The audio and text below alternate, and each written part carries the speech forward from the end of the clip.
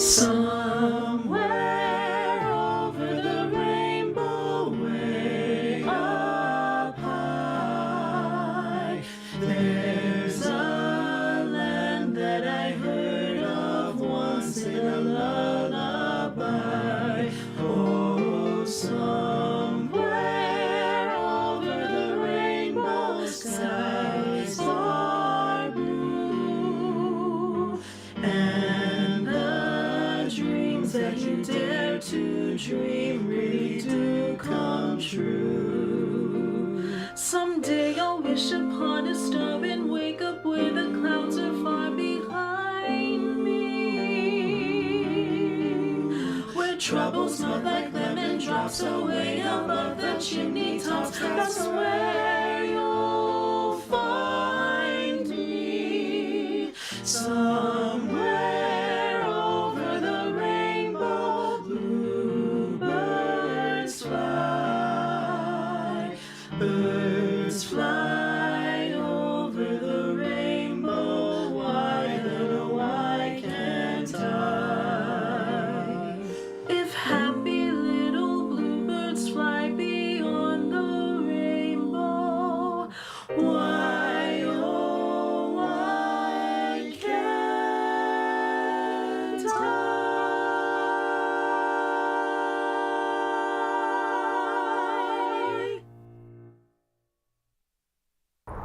Hello, I'm Dr. Anissa Davis, Health Officer for the City of Long Beach, and I'd like to welcome you to the 2021 Long Beach State of the City.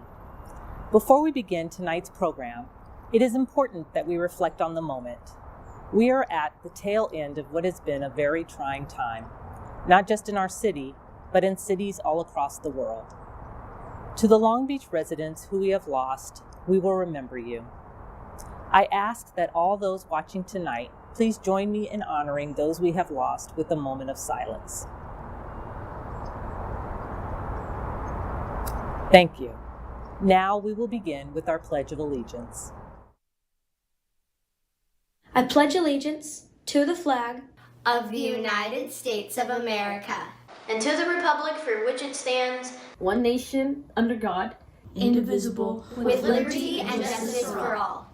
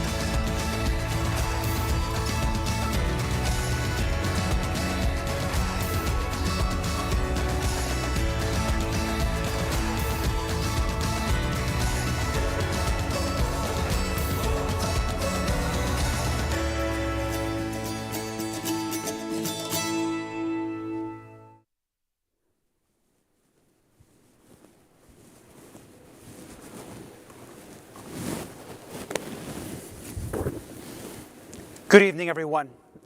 And I want you all, of course, tonight to think about this immense moment. And I want to thank you for joining us. I also have a huge thank you to Dr. Davis, those amazing kids, and the talented crew at Musical Theater West. That was very inspiring. Now, I'm standing here at the Terrace Theater, where I've delivered the last 6 State of the City addresses.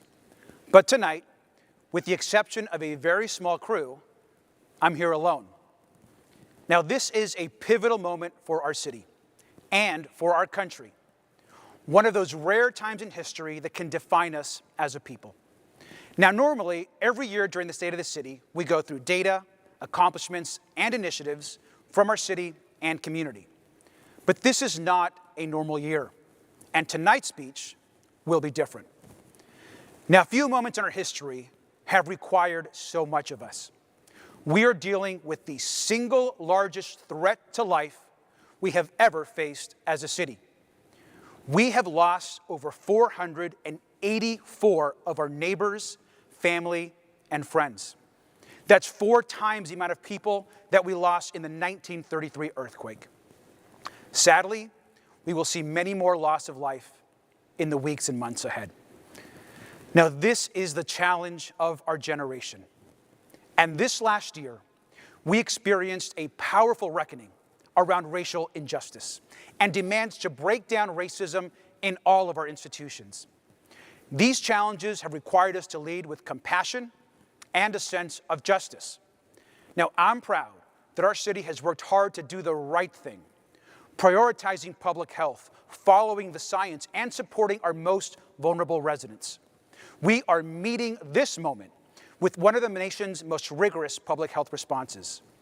And as a vaccine helps us get this crisis under control, we look forward to the hard work of economic recovery, helping our small businesses get back on their feet and getting people back to work.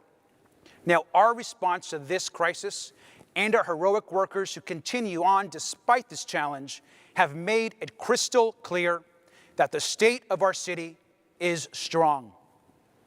Long Beach will rebuild and grow and remain the best city in the world. But it will never be the same. Few have been untouched by the COVID-19 pandemic. We've nearly all known someone who has been ill or has died. For me personally and professionally, this has been the most difficult year of my life. When I lost my mother, I lost my best friend and my biggest supporter. She was a healthcare hero and understood the danger and seriousness of this virus. Losing my stepdad just 2 weeks later was beyond devastating for me and for my brother. I'll be forever grateful for the support I received from all of you during those days. And I know that thousands of Long Beach residents are also grieving this year. The loss of parents and grandparents, children and friends has impacted every neighborhood of our city. All of you are in my prayers and are the reason we work so hard to keep this city safe. And here's the thing about loss. It's painful, but it can make you stronger. I have never felt more determined or more confident in leading this city through this crisis. And doing the right thing has never been easier. It is out of respect for life and caring for the people in our community that we made tough but necessary decisions. We have seen enormous heroism in our teachers, our grocery workers, bus drivers, police officers, doctors and nurses, and so many others. Our firefighters and lifeguards have been on the front lines of our testing centers and our paramedic response. Our nonprofits have worked together to help people. And the Community Foundation of Long Beach raised more than $1.3 million for our COVID relief fund. As a city, we followed the science and listened to the experts. Now take a look at this impressive response. As of today, we have performed over 550,000 COVID-19 tests in our city. We average 4,000 tests a day at multiple sites across the city, and we test twice the state requirement. In fact, the testing system we have is really a national model. And we are one of the few jurisdictions that provides a dual COVID-19 and flu test to every single person. And we launch a special mobile testing unit that goes into vulnerable neighborhoods and works with immigrants and our undocumented community. We even have testing sites at both the Long Beach Airport and the Port of Long Beach. And now, we have begun the incredible challenge of vaccinating our city.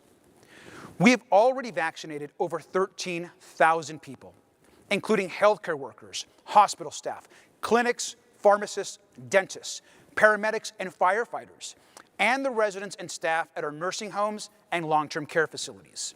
And next week, we begin the process of vaccinating additional essential workers, including teachers, police officers, grocery workers, and residents 75 and over.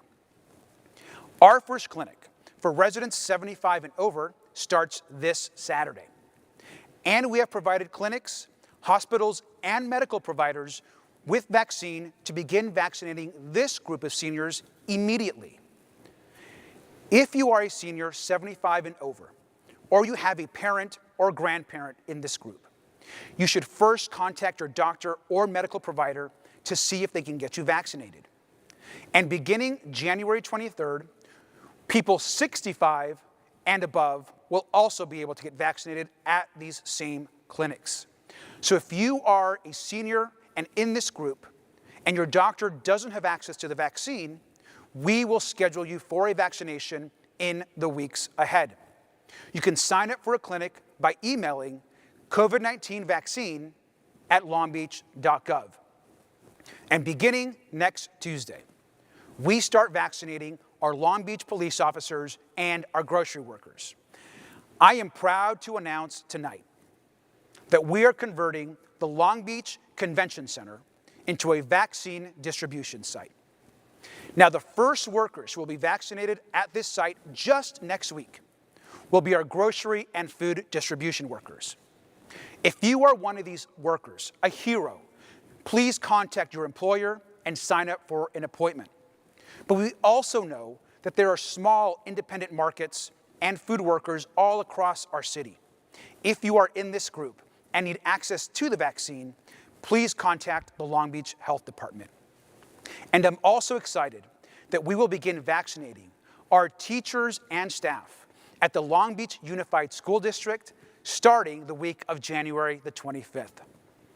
Now, we understand that this vaccination process is incredibly important, but we also know it's very complex. This is why our city is going to use technology to simplify it.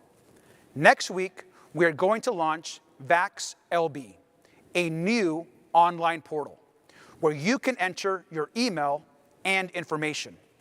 The city is then able to alert you when it's your turn to get vaccinated and send you regular updates about vaccination clinics.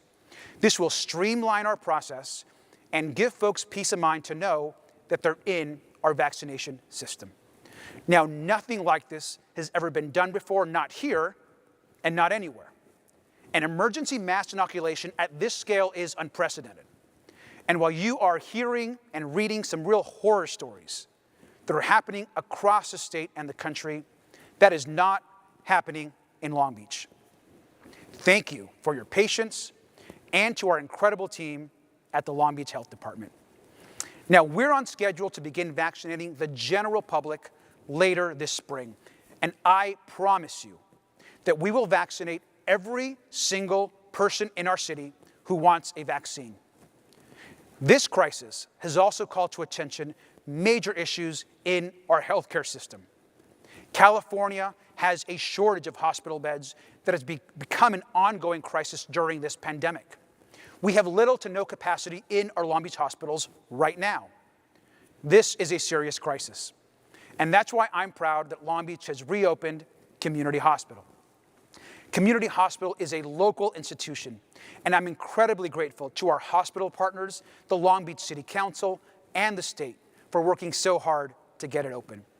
And we will continue to work closely with Memorial Medical Center, St. Mary's, and College Hospital to ensure that there is always quality health care available in Long Beach for you. Now, I am grateful to these institutions and the amazing, amazing people who work there. And let me be clear tonight.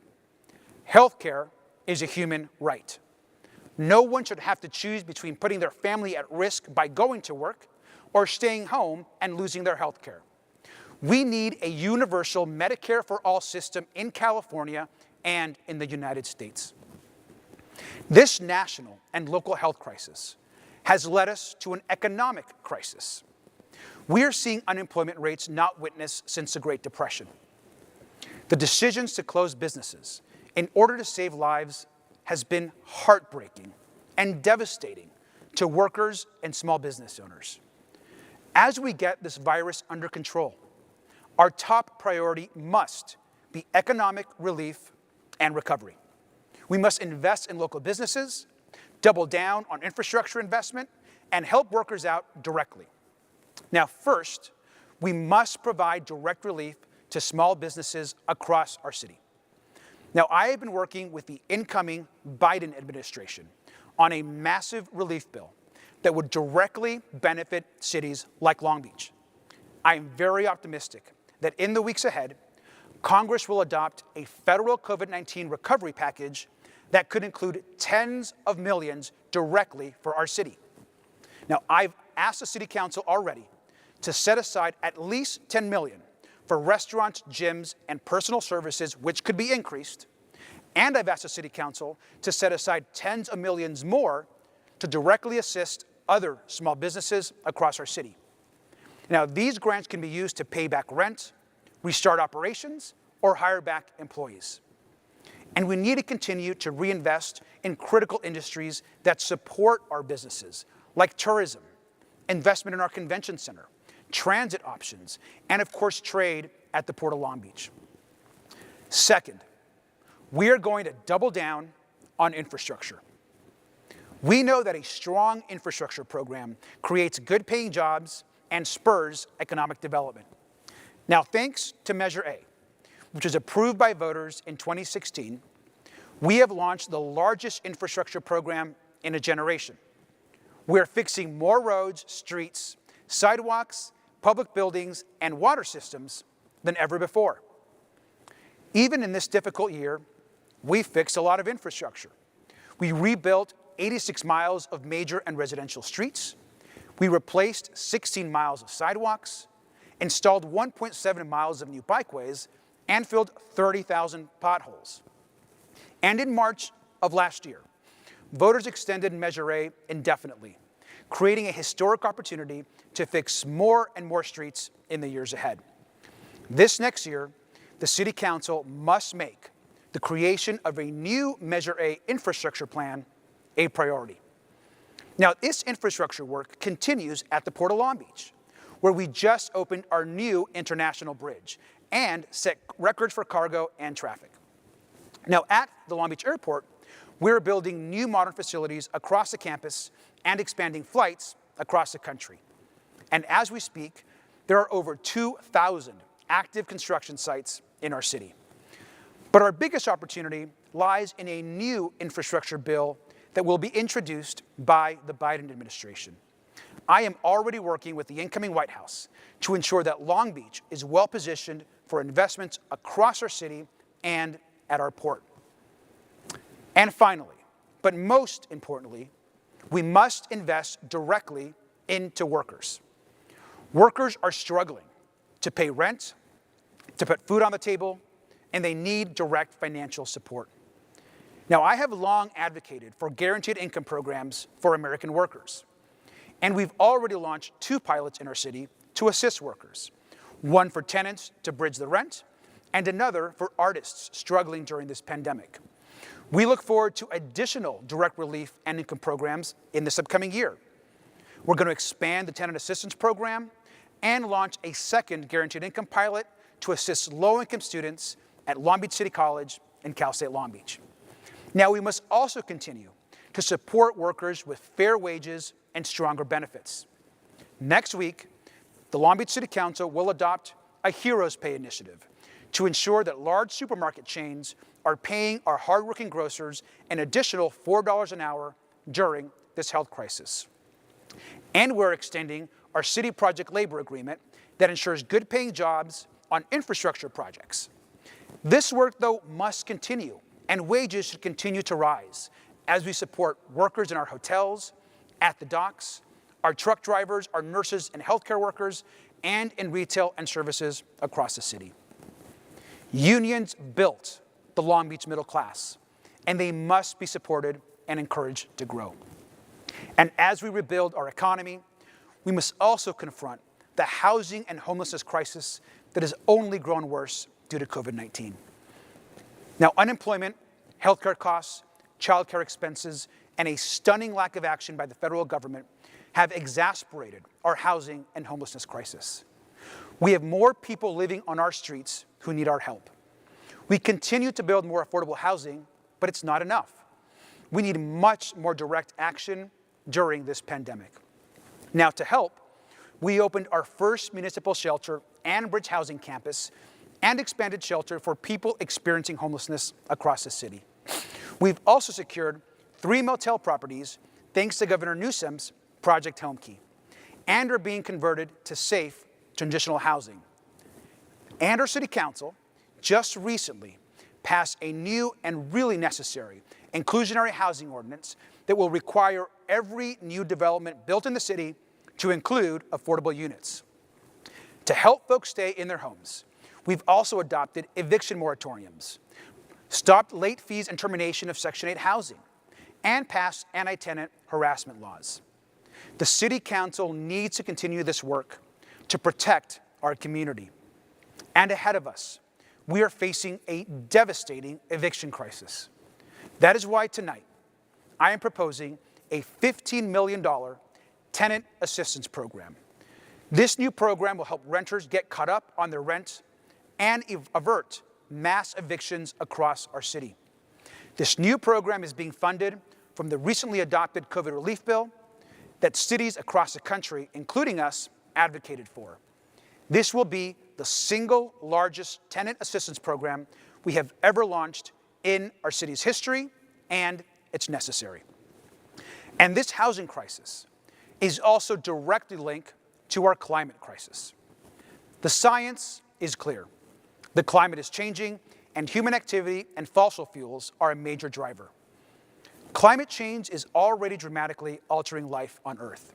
Forced migrations, crop failures, fatal heat waves, and the spread of disease are all happening right now. In Long Beach, we are working both to reduce and to adapt. Our climate action plan was approved just last week by the City Council. This plan is one of the most rigorous and ambitious municipal climate plans in the country and will serve for our city as a blueprint to address the major impacts of climate change in Long Beach. Now, our climate action plan includes important goals and benchmarks, including decreasing our annual energy use and identifying funds to increase energy efficiency. And in addition, in my last budget, I proposed a major study on a transition away from oil and fossil fuels. We must end our dependence on oil and move away from funding key critical services with that revenue. Now, to help this effort, voters approved Measure US this last November. This measure increases the tax on local oil production and reinvests it back into the community.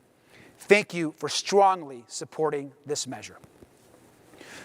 Now, in the summer of 2020, we also saw one of the largest political movements in our history. In response to the brutal killing of George Floyd and other Black Americans by police, millions of people stood up and said enough. Black lives matter. They matter to the city, and they matter to me. First, we must acknowledge that structural racism exists in all of our institutions, in policing, in education, in the workplace, and in healthcare. Now, words alone won't address racial injustice, but there's no question that the arc of justice in this country and city is bending towards equity. Now, over the last few years, in large part due to community organizing, our city has made progress, but we know there's much more work ahead. After hearing from thousands at community meetings and on the streets, Long Beach released our Racial Equity and Reconciliation Initiative.